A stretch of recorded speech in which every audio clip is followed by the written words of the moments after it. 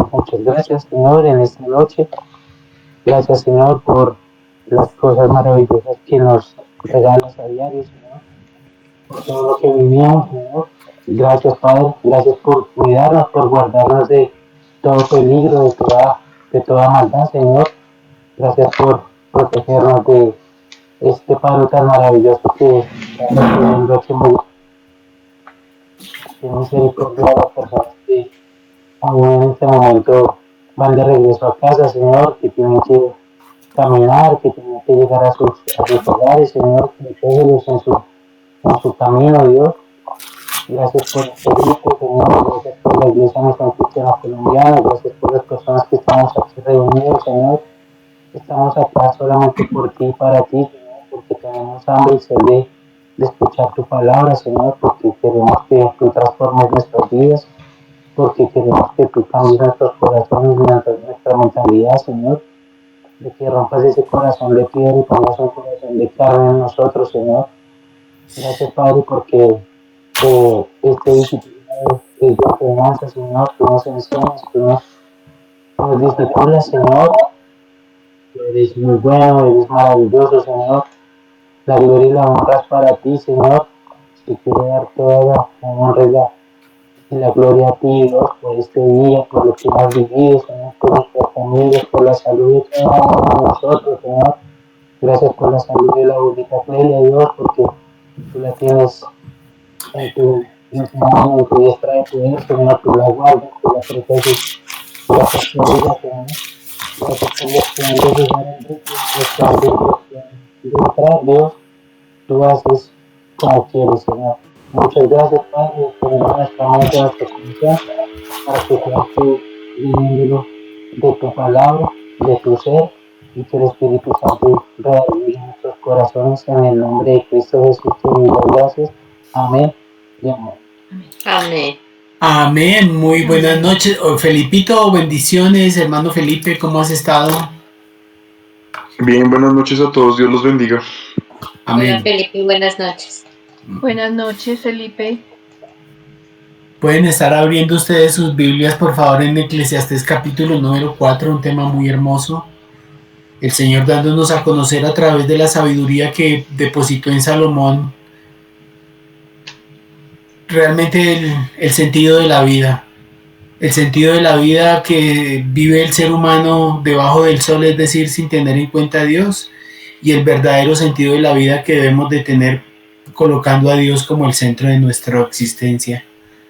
Salomón nos ha venido hablando en el capítulo los antecesores capítulos, él estaba buscando de una manera. Victorino, muy buenas noches, capítulo número 4, Eclesiastés. Él estaba buscando a través de sus experiencias cuál era el sentido de su vida y a partir de lo que este mundo puede ofrecer.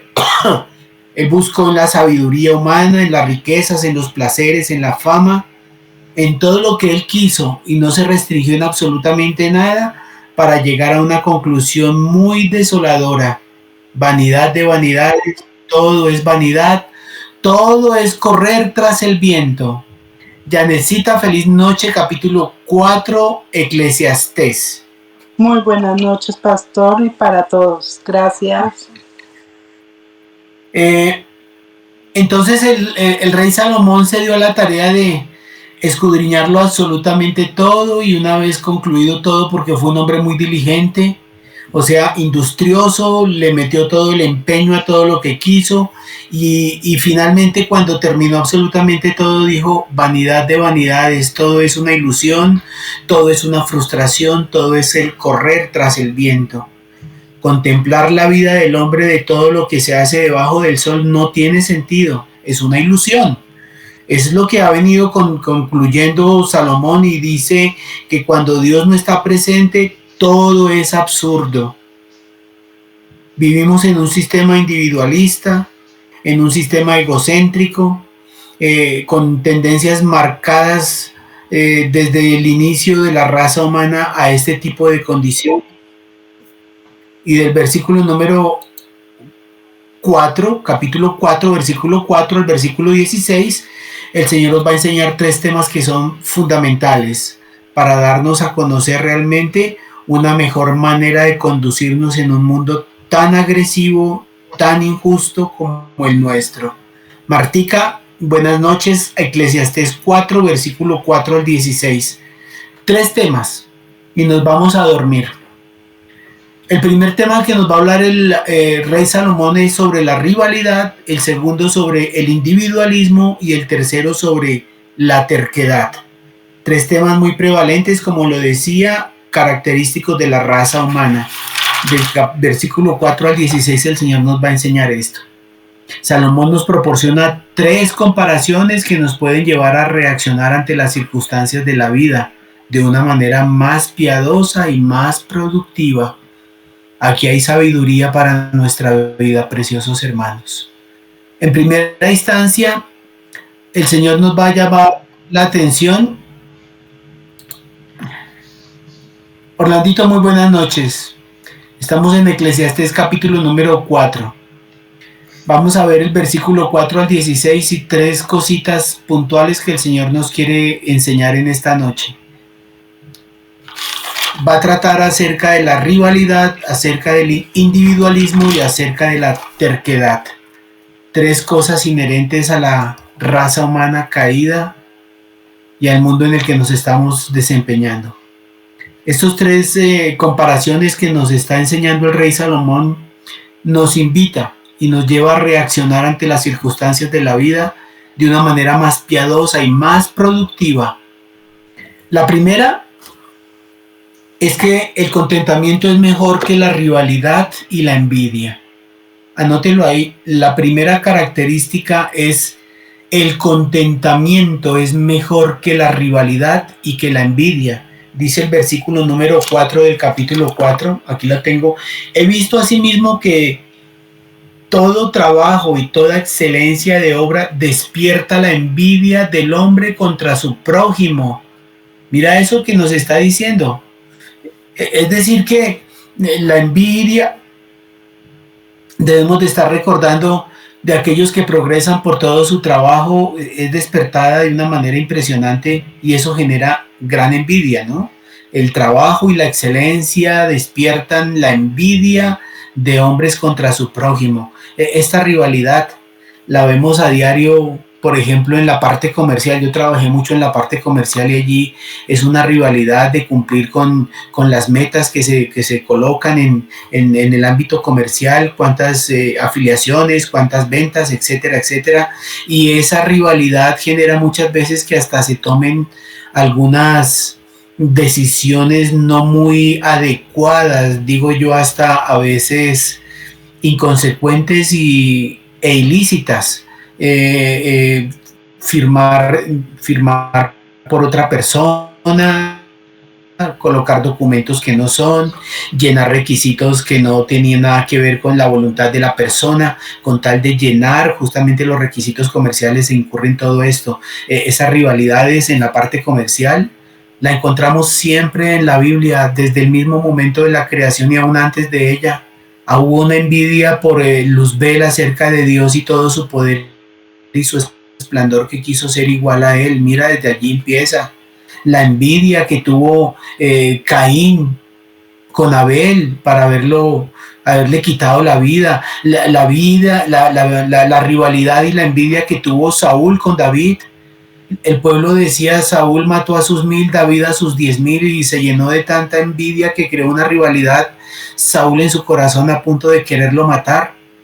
Siempre ha sido así, la rivalidad y la envidia que tuvieron los hermanos de José para haberlo vendido como esclavo de esa manera tan abrupta en su corta edad, y terminó justamente en una cárcel y siendo esclavo.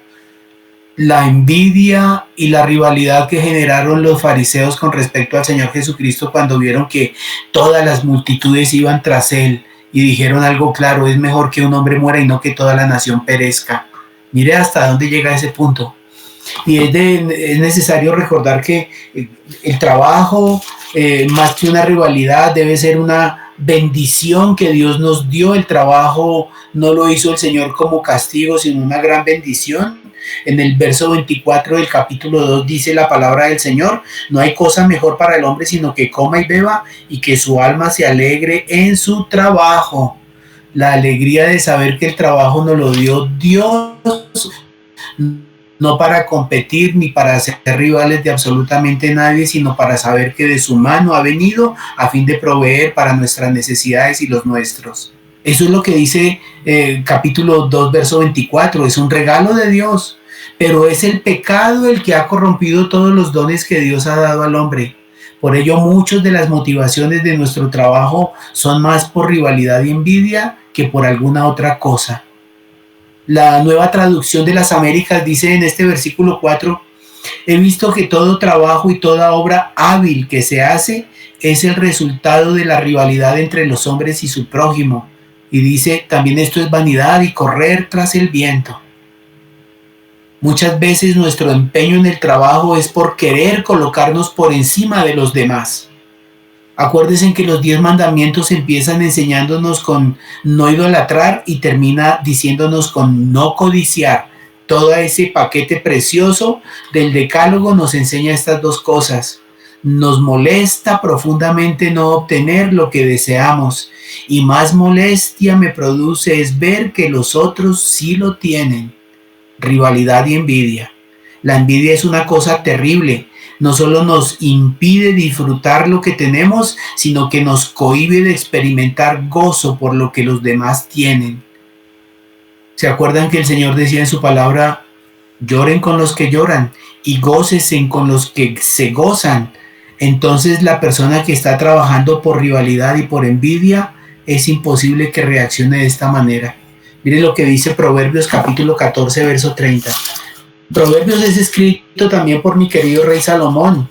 Muchos de sus apartes son inspiración divina, y Proverbios 14:30 dice algo: el corazón apacible es vida en la carne, mas la envidia es carcoma de los huesos. Mira que la envidia es un cáncer, es carcoma de los huesos. Proverbios 27:4. En Proverbios 27:4 la palabra nos dice lo siguiente: cruel es la ira, impetuoso el furor, mas ¿quién podrá sostenerse delante de la envidia? Qué mal tan impresionante el que el corazón del ser humano tiene. Y aquí está diciendo que envidia justamente y crea rivalidad por estar viendo la excelencia del trabajo y de las obras en los demás.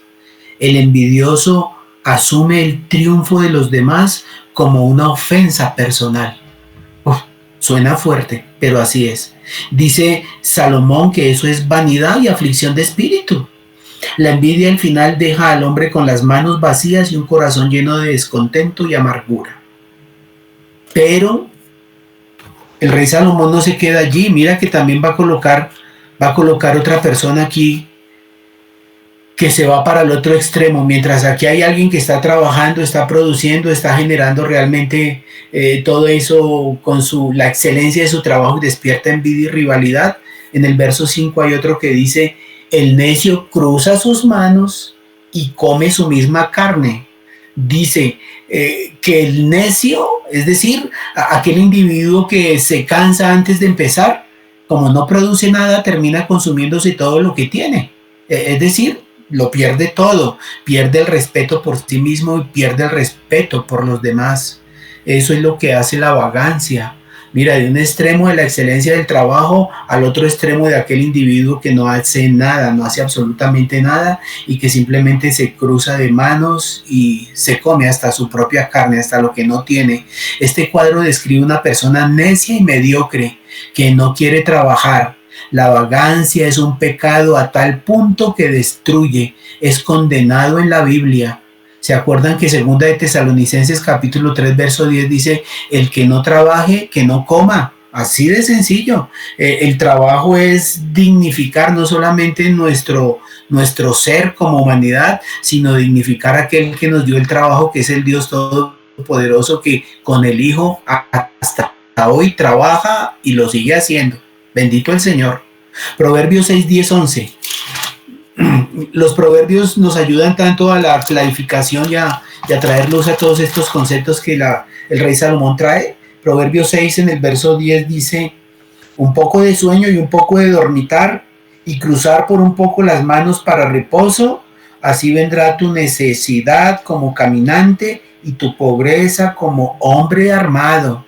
Mira que la persona negligente, la persona vaga, cuando se encuentra en una batalla, se va a encontrar sin ningún arma para poderse defender. Es lo que está diciendo justamente ese texto. Un hombre en una batalla sin armas no puede defenderse, lleva todas las de perder. Proverbios 24. Me gusta muchísimo este Proverbios 24, lo tenía subrayado en la Biblia que tiene 30 años conmigo. Proverbios 24. Dice así la palabra en Proverbios 24. Verso 30.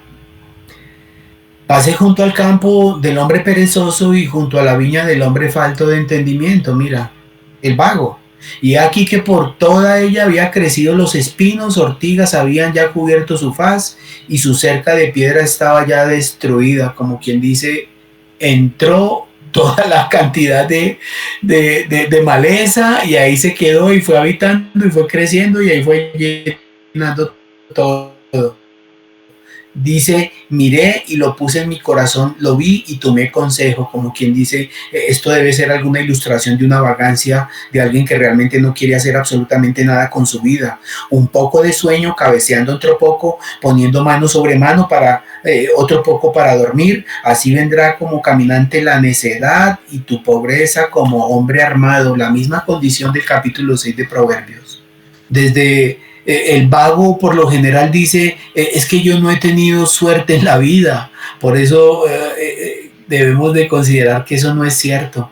Al decidir ir por el camino fácil, el vago siempre toma el camino fácil, el camino menos complicado, el que lleva menos carga, ahora le resulta más difícil avanzar. Paradójicamente hablando, tomar el camino fácil se hace mucho más complicado. Aquí tenemos entonces dos extremos, el del afán por tener que despertar envidias y por esta rivalidad que se encuentra, y el mediocre que toma suave las cosas, se contenta con lo que puede alcanzar sin el más profundo esfuerzo, con el más mínimo esfuerzo, como dicen los costeños, tómala con pitillo y con su avena y con pitillo, es que dicen. Salomón tiene a esto que nos está mostrando dos hombres, el uno diligente que está mostrando y está generando envidia y está generando rivalidad, y este que es un holgazán, un ocioso, un vago. En el versículo 6 nos da un consejo especial y aquí nos da un consejo precioso. Más vale un puño lleno con descanso que ambos puños llenos con trabajo y aflicción de espíritu. ¿Sabe qué significa este versículo? Tener diligencia con contentamiento. Es decir, trabajar y se llenó un puño, disfrutarlo porque de la mano de Dios viene. Trabajar y disfrutar, trabajar y descansar, trabajar y la familia, trabajar y la iglesia y servir al Señor en el templo, trabajar y el Señor sea la gloria. Es lo que está diciendo, un puño lleno con diligencia, pero con contentamiento. Pero aquel que está llenando y llenando y llenando ambos puños, nunca va a tener contentamiento porque va a tener la saciedad que tanto buscaba, que tanto quería. María Antonia, muy buenas noches. Estamos en Eclesiastés capítulo número 4, estoy en el versículo número 6. Ese versículo, diligencia con contentamiento, el que tiene un puño lleno con el fruto de su trabajo, pero al mismo tiempo con la tranquilidad de espíritu. No le quita el amor al dinero, el sueño, no se desvela con las preocupaciones de los negocios del siguiente día. Lo que trabajó hoy, gloria a Dios, y le da la gloria a Dios por todo lo que puso en sus benditas manos. Dice la palabra del Señor que por la mañana siembra tu semilla y a la tarde no dejes reposar tu mano, porque no sabes cuál es lo mejor, si lo aquello o lo otro, si lo uno o lo otro es igualmente bueno. Es el Señor el que da realmente el resultado de todo lo que hacemos. Dice la palabra: echa tu pan sobre las aguas, que después de algún tiempo lo hallarás. Es como trabaja con diligencia, usa los dones que Dios te dio, los talentos, el trabajo, que es una bendición. El trabajo que Dios te dio es una gran bendición, pero ten contentamiento para que no tengas ni envidia ni generes rivalidades. Eso es una manera maravillosa. No es como el ambicioso que quiere llenar ambos puños, ni como el vago que no ha llenado ninguno de los puños. El secreto está en balancear y deleitarse, llevar una vida balanceada, de gratitud, sabiendo que todo viene de la mano de Dios, y disfrutarlo con la familia de Dios, con aquellos que necesitan ser también bendecidos, ser bendecidos por el Señor. Es algo precioso. Hermana Clarita, estoy en Eclesiastés capítulo número 4. Balancear y deleitarse, trabajo y descanso, trabajo y familia, trabajo y mi relación con Dios y mi servicio en la iglesia. Eso es realmente estar disfrutando, y es mejor tener un puño lleno con descanso, saber que con el Señor tenemos todo el deleite. La sociedad nos vende la idea de que siempre es mejor tener más y más, un mejor sueldo, un mejor carro, una mejor casa, un mejor aquello y mejor todo, y eso no está mal. Tener una buena condición de vida, eso de la mano del Señor viene, pero cuando se quiere eso como el motivo de mi vida, como lo que estoy persiguiendo realmente, se paga un alto precio. Y el alto precio que se paga está, mire, Proverbios capítulo número 15, dice así, Proverbios 15, 16. Cuando se está persiguiendo todo eso, Proverbios 15, 16 nos dice: mejor es lo poco con el temor de Jehová, oiga, que el gran tesoro donde hay turbación. Personas que se dedican tanto al aglomerar, al aglutinar, llenan esas manos y no tienen nunca contentamiento, quieren más, más, más. ¿Con cuál tipo de personas nosotros en esta noche realmente podríamos identificarnos? ¿Con aquel que está justamente en la ambición, o con el mediocre, o con aquel que trabaja y tiene contentamiento y le da la gloria a Dios? Colosenses 3:23 dice que todo lo que hagamos sea para la gloria de Dios, que lo hagamos para Él, ya no como para los hombres, sino como para Dios. Ese contentamiento, mire que si hay un personaje precioso que nos puede enseñar sobre contentamiento, pues aparte del Señor Jesucristo, quien dejó su trono y se hizo hombre, y en las condiciones humanas no tuvo ni en dónde recostar su cabeza, el apóstol Pablo dijo algo muy claro: yo sé vivir en la comodidad y en la abundancia como en la escasez. Yo he tenido tanta cantidad como he dejado de tener todo lo que quería, y dijo: en eso yo tengo contentamiento, todo lo puedo en Cristo que me fortalece. Ese contentamiento es lo que realmente el rey Salomón nos quiere llevar a entender, ¿no? Hebreos capítulo número 13, mire esto tan hermoso que nos dice el autor de Hebreos en el capítulo número 13, dice el versículo número 5: sean vuestras costumbres sin avaricia, contentos con lo que ahora tenéis, porque Él dijo: no te desampararé ni te dejaré. Mira lo que dice el Señor: no te desampararé ni te dejaré. De manera que podemos decir confiadamente: el Señor es mi ayudador, no temeré lo que me pueda hacer el hombre. ¡Qué bendición! Es justamente eso, tener un balance, lo que se tiene y se ha trabajado con honestidad, con claridad, con transparencia, con excelencia, como es el trabajo de un creyente, de un cristiano verdadero. Eso debe traer gozo y contentamiento, porque en ello estoy glorificando a mi Señor, estoy dándole la gloria a Dios.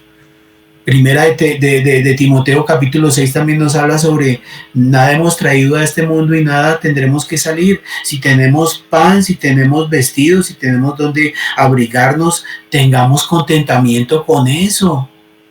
Es el contentamiento lo que realmente nos está dando a conocer que es un buen consejo que podemos estar teniendo, y de esa manera poder vivir con satisfacción, dándole la gloria de Dios. Pero Salomón tiene otro consejo que darnos, estrechamente relacionado con lo anterior. ¿Qué nos hablaba lo anterior? Rivalidad,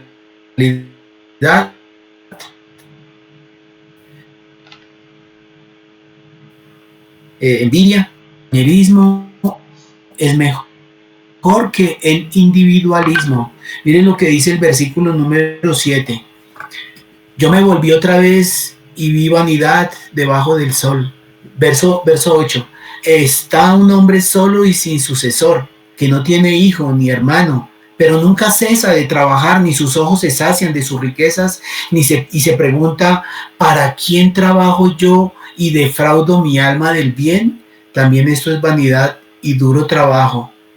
Esto es impresionante. Este es un individuo que no trabaja para vivir, sino que vive para trabajar. Alguien le llamaba el trabajólicos, trabajólicos. Es gente así, viven para trabajar y viven para trabajar. Un hombre que está solo y que lo que está solo es justamente porque no cesa de trabajar, sus ojos no se sacian de sus riquezas. Hace y trabaja, no se conoce en casa, no tiene, mire que aquí dice que es solo, no tiene hijos, no tiene esposa, no tiene familia, está trabajando y trabajando y trabajando, y finalmente se hace una pregunta impresionante: ¿para quién trabajo yo? ¿Te has hecho esa pregunta? ¿Para quién estoy trabajando realmente yo? ¿Por qué todo esto? Y dice, y defraudó mi alma del bien. ¿Se acuerdan ustedes lo que dice Eclesiastés 5? Te invito a que busques Eclesiastés capítulo 5, verso número 10. Dice el Señor: el que ama el dinero no se saciará de dinero, y el que ama el mucho tener no sacará fruto. También esto es vanidad. Cuando aumentaron los bienes, también aumentan los que consumen. ¿Qué bien pues tendrá su dueño sino verlos con sus ojos? Simplemente verlos para que los disfruten quién sabe quién. Dulce es el sueño del trabajador, aquel que llena su puño pero tiene satisfacción y tiene contentamiento. Dulce es el sueño del trabajador, coma mucho, coma poco, pero al rico no le deja dormir la abundancia, como quien dice, cada vez más y cada vez más y cada vez más. El Señor Jesucristo lo expuso en una parábola muy rica sobre el rico necio, el rico negligente, el rico falta de entendimiento, en Lucas 12, Lucas capítulo número 12, del verso 13 en adelante. Conocen ustedes este hombre que tenía todo lo que quería. El verso 18 dice: esto haré, derribaré mis graneros y los edificaré mayores, y allí guardaré todos mis frutos y mis bienes. ¿Te das cuenta? Mis frutos y mis bienes. Y diré a mi alma: alma, muchos bienes tienes, guardados para muchos años. Repósate, come, bebe, regocíjate. Como quien dice, me pensioné joven y ahora sí, en la libertad financiera, a comer y a vivir, que el mundo se va a acabar. Y dice, pero a pedir tu alma y lo que has provisto, ¿de quién será? Así es el que hace para sí tesoros y no es rico para con Dios. Qué impresionante, ¿no? Jesús es como si lo hubiera tomado el rey Salomón, pero fue el Señor Jesucristo quien le dio la condición y la sabiduría de Salomón. Nunca será suficiente, nunca será saciado aquel que tiene justamente ese deseo individualista de vivir para sí, ese egocentrismo marcado en el corazón del ser humano. Hay un diagnóstico para este tipo de personas que se llama suicidio laboral. Cuidado con el trabajo compulsivo. Eso más que responsabilidad es idolatría. La pregunta del versículo 8 deberíamos responderla con toda honestidad. Para ser reconocido, una posición, un prestigio, ser rico y poderoso, para retirarme joven y disfrutar de los placeres de este mundo. Podríamos decir que con limpia conciencia lo que estamos haciendo es para la gloria de Dios. Esa pregunta es impresionante. ¿Para quién trabajo yo? Pensemos en los demás. El individualismo es pecado y es dañino, hace insensible a las personas. Eso es lo que caracteriza a esta generación. No niños, no matrimonio, no compromisos. Disfrutemos que la vida es una, hay que vivirla. A partir del versículo número 9. Contra del individualismo, y por eso la Biblia es tan clara y tan preciosa, hablando acerca de el compañerismo. Es mejor, dice la palabra en el versículo número 9, mejores son dos que uno porque tienen mejor paga de su trabajo. Aquí lo está diciendo el rey Salomón. Digo Dios a través del rey Salomón. Cuando dos individuos trabajan en sociedad y en armonía, tienen más posibilidades de obtener más beneficios económicos. Sí, van a estar distribuyendo las utilidades, pero va a ser mucho más participativo, va a ser mucho más generativo. Es mejor dos que uno, principio aplicable a muchas de las áreas de nuestra vida, la secular, la iglesia, en casa, etcétera. En vez de aislarte de los demás para luego llevarte al crédito de decir esto lo hice yo solo, esto fue lo que yo logré, lo que yo forjé, lo que yo hice, el yo-yo, ese individualismo que nos está marcando esta sociedad tan consumista. Salomón lo que dice es trabajar en equipo. Jesús lo enseñó a sus discípulos diciéndoles que fueran de dos en dos para trabajar, que no suceda como lo que dice Lucas 6:39, ¿no? Dos ciegos, el uno guiando al otro. Salomón describe en el versículo 10 peligros que enfrentan los viajeros en los caminos cuando van desprovistos de la compañía. Miren lo que dice el verso número 10. Porque si cayeren, hablando de la compañía, mejores son dos que uno, porque tiene mejor de paga de su trabajo, porque si cayeren el uno levantará a su compañero. Pero hay del solo que cuando cayere no habrá segundo que le levante. La idea de Salomón es aquellos viajeros que atravesaban esos desiertos tan impresionantes para pasar de un condado al otro, de una ciudad a la otra, pues allí no habían carreteras pavimentadas, allí no había ni siquiera alumbrado público. De noche en el desierto la temperatura baja de una manera impresionante y muchos en el día, agrícolas o lo que sea, colocaban muchas trampas para los animales, de tal manera que dice el versículo número 10 que si alguno cayere, el uno lo levantará, pero hay del solo. Atravesarse el desierto solo y que le cogiera la noche era una odisea, era prácticamente un suicidio. Caer en la trampa de alguno de los animales o en las mismas garras de los animales era prácticamente estar condenado a muerte. Por eso está diciendo, mejor son dos que uno. Si cae uno, el otro le levantará. Mira el compañerismo con respecto al individualismo que nos está enseñando esta sociedad.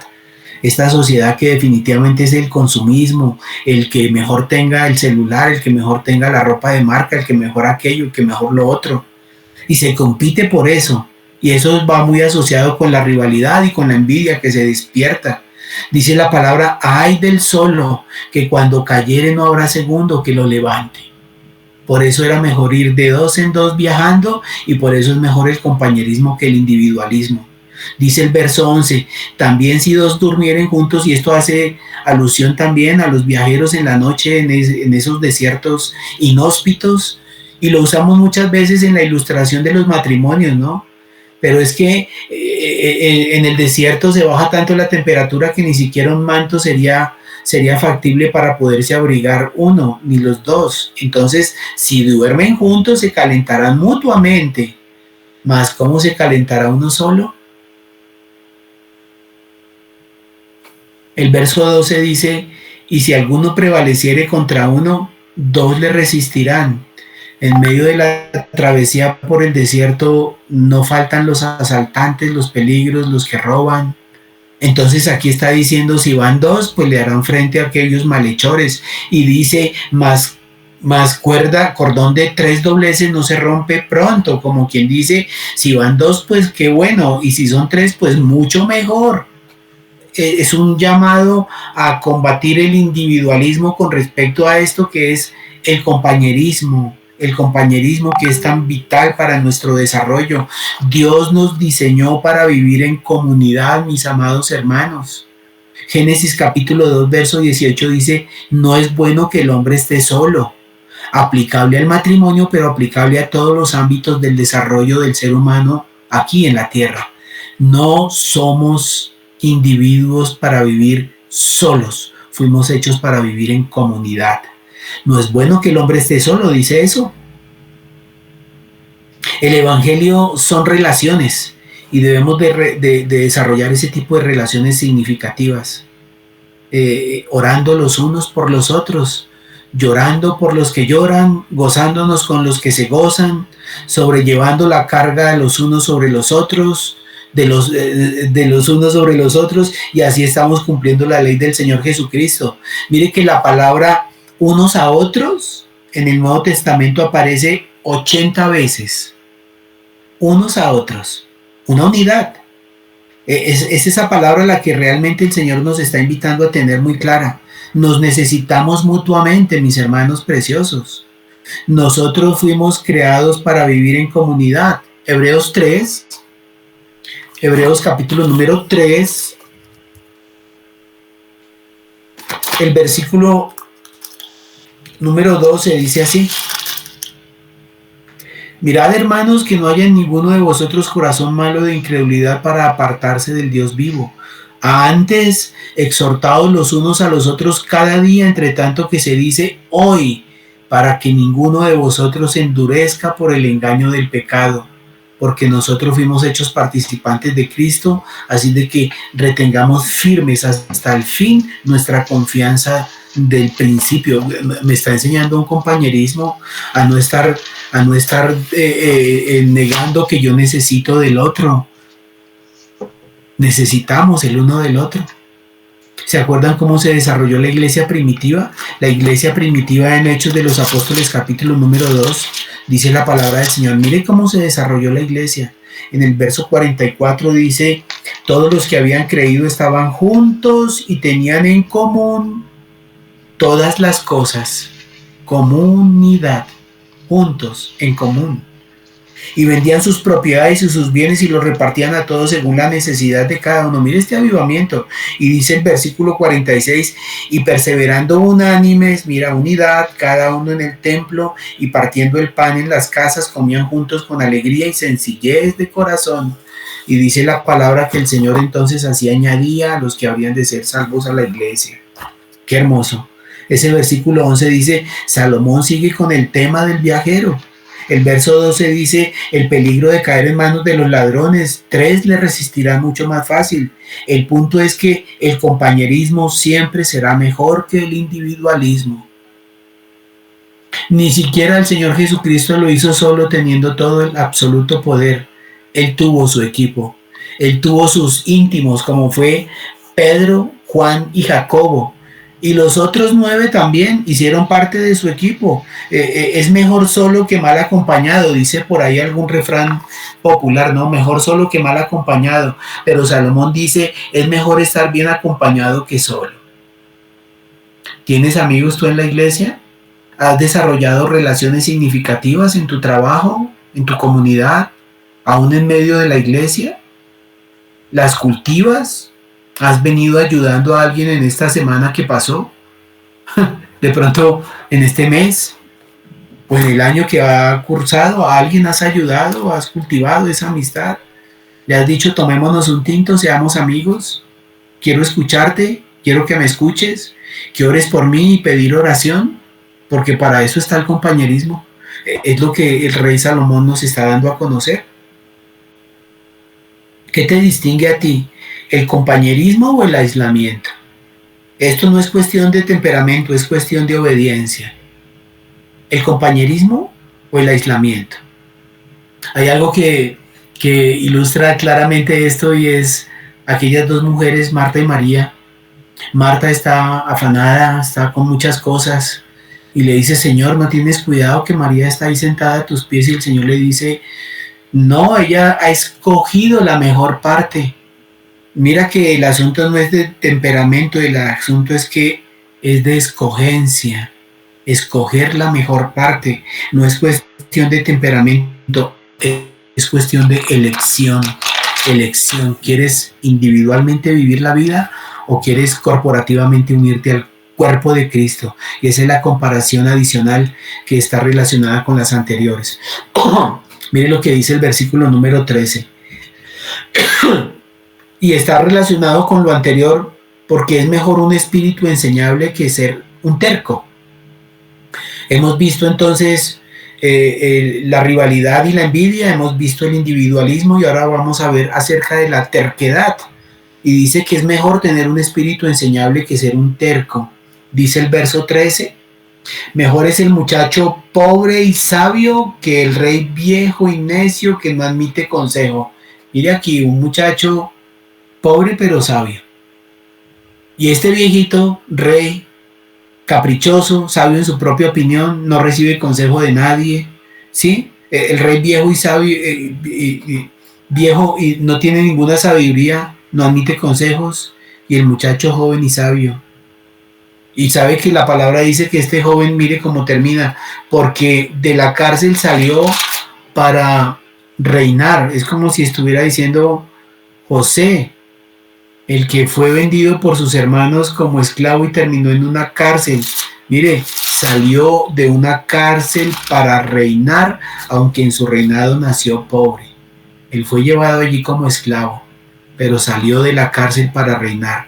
Dice el verso 15, vi a todos los que viven debajo del sol caminando con el muchacho sucesor que estará en lugar de aquel.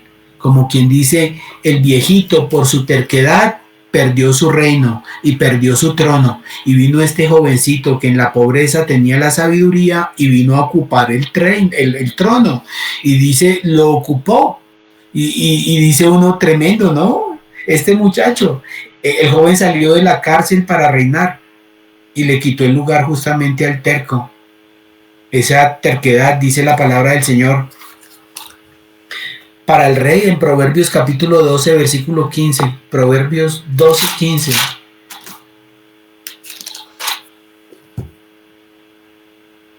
El camino del necio es derecho en su opinión, mas el que obedece al consejo es sabio.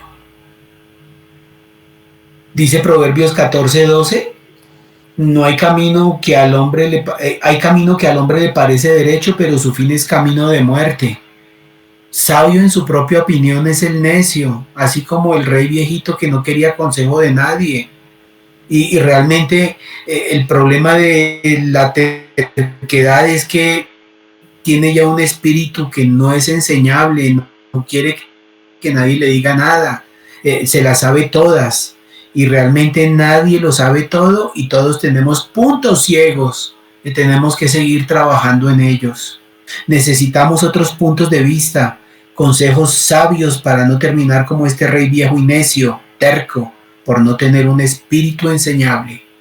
Y Salomón concluye en el versículo número 16.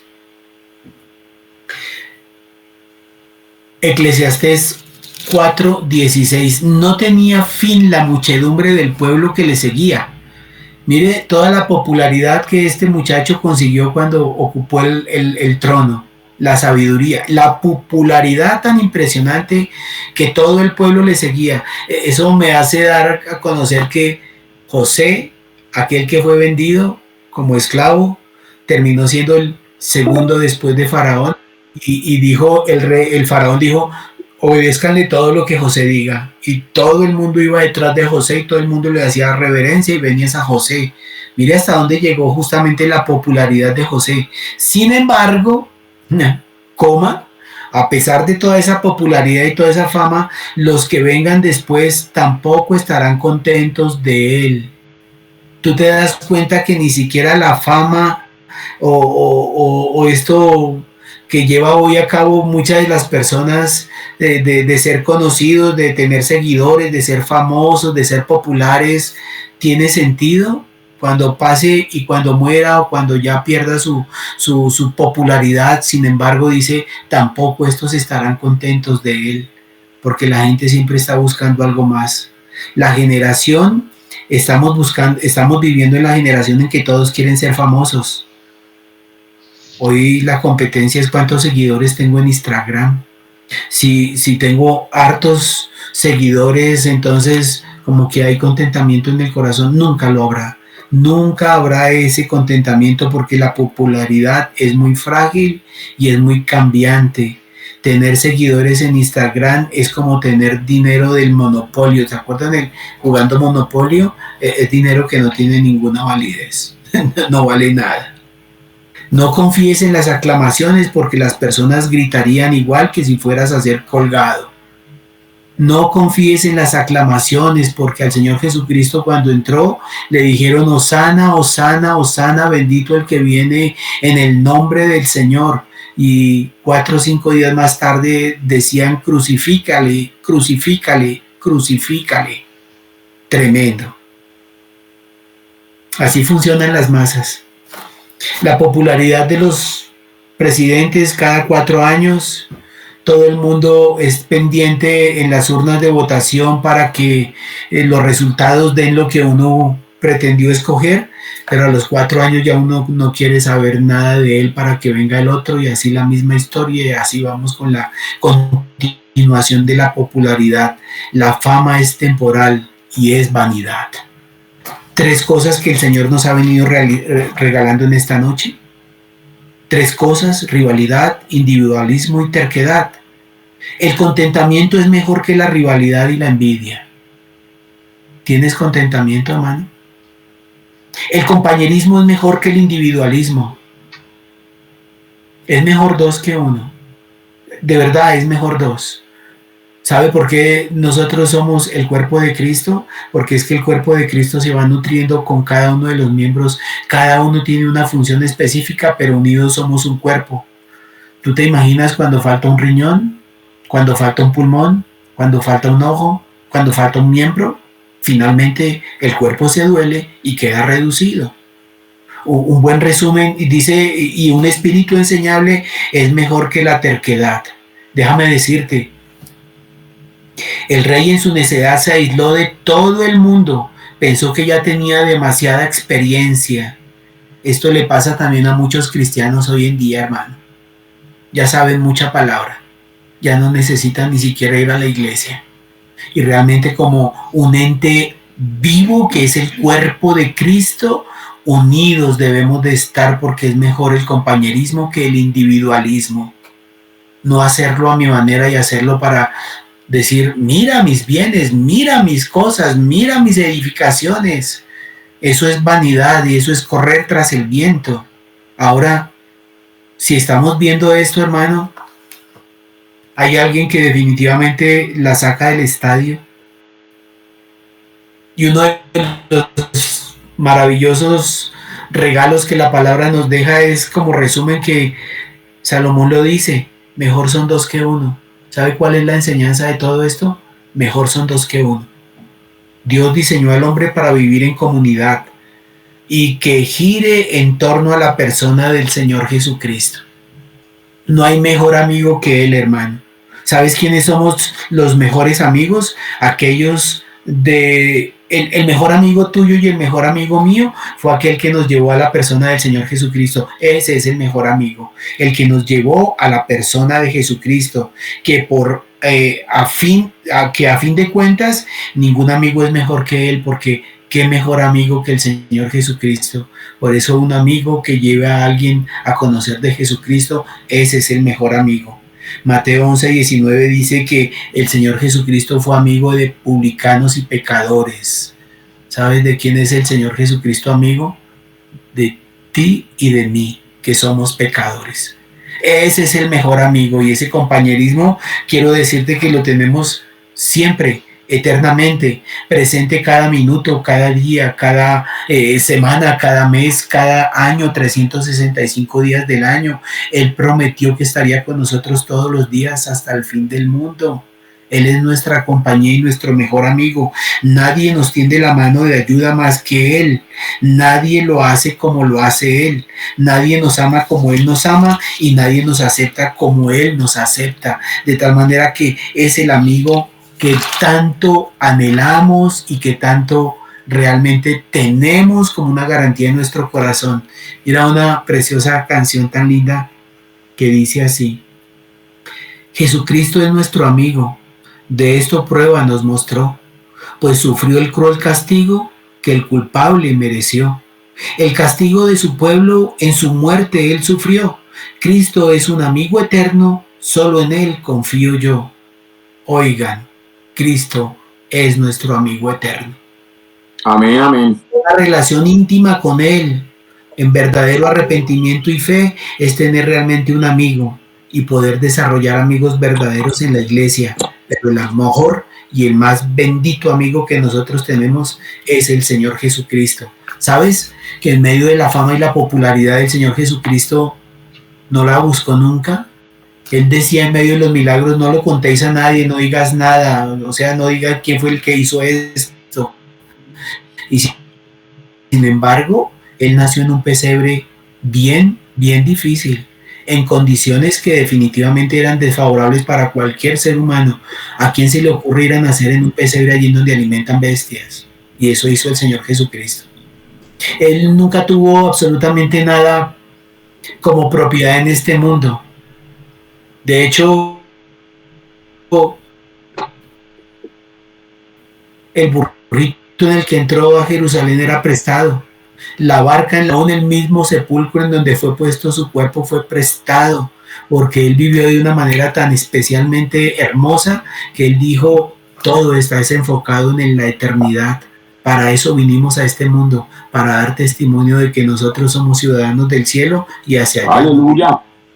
Hacia allá nos dirigimos, mis preciosos hermanos. De tal manera, mi hermano, que esta enseñanza gloriosa, mejor son dos que uno.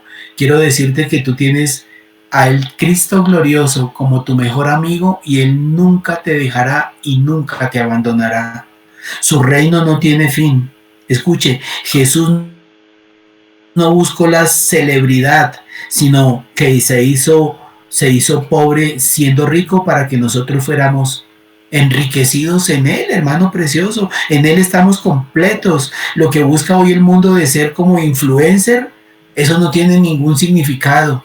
Estar buscando, promoviendo a personas, a seres humanos, tú y yo tenemos algo muy claro, que nuestro verdadero amigo, que se llama Jesucristo, es a Él al que debemos de estar promoviendo para que muchos vengan a tener la verdadera y grandiosa amistad. Mejor son dos que uno, y con Cristo todo lo podemos porque Él nos fortalece. Amén. Aleluya. Amén. Y amén. Amén. Amén. Gracias, Padre, por tu obra. Ayúdanos, Señor, a no ver la vida como una rivalidad ni como envidia. Ayúdanos, Señor, a no mirar la vida con el individualismo que este mundo nos ofrece, sino con la colectividad y con la compañía de nuestros hermanos, porque todos vamos creciendo juntos, Señor, como dice tu preciosa palabra allí en Romanos capítulo número 12, si no estoy mal, Romanos capítulo número 12, Señor, dice tu palabra que de la manera que en un cuerpo tenemos muchos miembros, pero no todos los miembros tienen la misma función, así nosotros, siendo muchos, somos un cuerpo en Cristo y todos miembros los unos de los otros. Que cada don, Señor, que en tu iglesia has distribuido, has impartido a cada miembro del cuerpo de Cristo, puedan estar funcionando de una manera colectiva, en compañerismo, en amor, ayudándonos los unos a los otros para mantenernos, Señor, en ese fuego de tu espíritu, a no separarnos de la fuente de tu palabra y de tu espíritu, y a no dejar de congregarnos como algunos tienen por costumbre, Señor, y cuanto menos sabiendo que aquel día se acerca. Gracias por la iglesia, Dios. Gracias por esta enseñanza. Ayúdanos a ser un espíritu enseñable, Señor, no tener la terquedad de muchos ni la fascinación de la fama que otros persiguen, sino a tener un espíritu enseñable, porque hasta el último minuto algo estaremos aprendiendo de todo lo inmensamente grandioso en tu sabiduría que nos quisieras impartir. Te adoramos, Dios, y te bendecimos. Pido tu bendición en la vida de mi madre Clelita, Dios. Pido tu bendición en su vida. Prolóngale años de vida para que podamos disfrutar de esta mujer hermosa. Bendice la vida de la familia Varela, de mi hermano Orlando, la vida de mi esposita Marlene, nuestros hijos, nuestros nietos, Dios. Bendice a mi hermana Clelita ya en Estados Unidos, tú la proteges, la bendices, la acompañas de una manera tan especial, Dios. Es tu gracia y tu favor en ella. Gracias por mi hermano Felipe, Padre amado, por su juventud, que nadie la tenga en poco, porque mi hermano Felipe es testimonio de fe, de conducta, de amor, de templanza, de poderle decir no al pecado y sí a tu verdad, Señor. Por mi hermano Victorino y por esa restauración tan especial, tan milagrosa que has generado en su vida, y gracias porque tú sigues caminos para él, Dios. Por mi hermana Janet, sus sueños, sus relaciones, su hija, todo lo que viene. Por mi hermana Clarita, la pongo en este viaje que emprende Europa, amado Dios. Quiero pedirte que tú la bendigas, que la ayudes, que le proveas todo lo necesario, que en paz tú la lleves y en paz tú la retornes, Padre amado, en el tiempo que venga. Que siga siendo, Señor, diligente en toda la atención para con sus tíos y para con mi mamita. Gracias por su amor y por su vida, Señor. Gracias por toda la iglesia. Te la encomiendo en tus manos. En el bendito nombre de mi Señor Jesucristo. Amén y amén.